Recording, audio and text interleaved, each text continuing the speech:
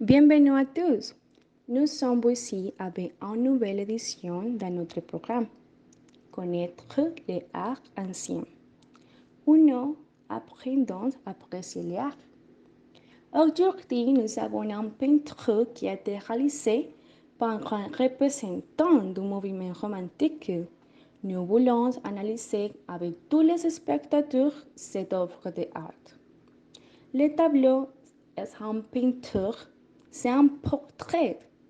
Et cette œuvre a pour titre Autoportrait à Guilbert et a été réalisée en 1837 par Eugène Delacroix, qui était un grand représentant du romanticisme.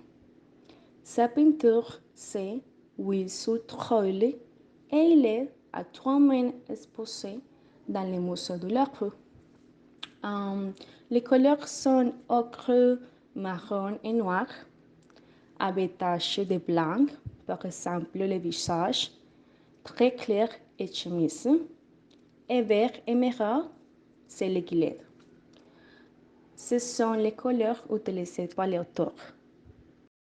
La peinture présente un portrait du même auteur montrant la tête et les bustes de trois croix tournées, regardant vers la gauche. Il est vêtu d'une chemise blanche, d'un gilet vert et d'une veste noire, éventuellement avec un col de velours. Le vert du gilet qui se démarque des tons bruns du reste du tableau. Le personnage est légèrement décentré vers la droite. L'espace vers lequel il regarde, celui de droite, est plus clair, plus lumineux et plus large. Le visage est plus détaillé et illuminé que le reste du corps, ce qui est sa technique typique pour attirer l'attention sur le point souhait.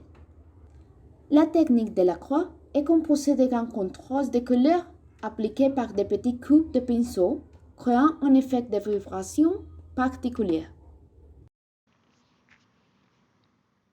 Le thème principal de la peinture indique que Delacroix a passé sa vie à prendre soin de l'image qu'il donnait de lui-même, qu'il aspirait à être une image idéale qu'il s'était elle-même forgée. Delacroix s'examine et se résume dans cet autoportrait à la veille de ses 40 ans. Le contexte de création, ce portrait qui compte parmi les œuvres maîtresses de Delacroix conservées à l'œuvre, est celui d'un artiste social de laisser à la postérité de lui une image conforme à l'idéal qui s'était forgé au prix d'une longue discipline masquante, derrière une impassibilité que certains ont pris pour l'expression d'un orgueil maladif, une sensibilité exacerbée.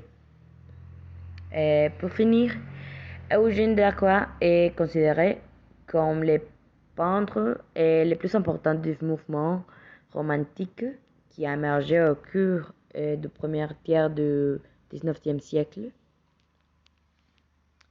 Delacroix a estimé que l'art n'avait pas à être strict lorsqu'il s'agit de suivre des normes établies et il se consacre à la recherche de la vraie réalité qui se cache derrière les apparences.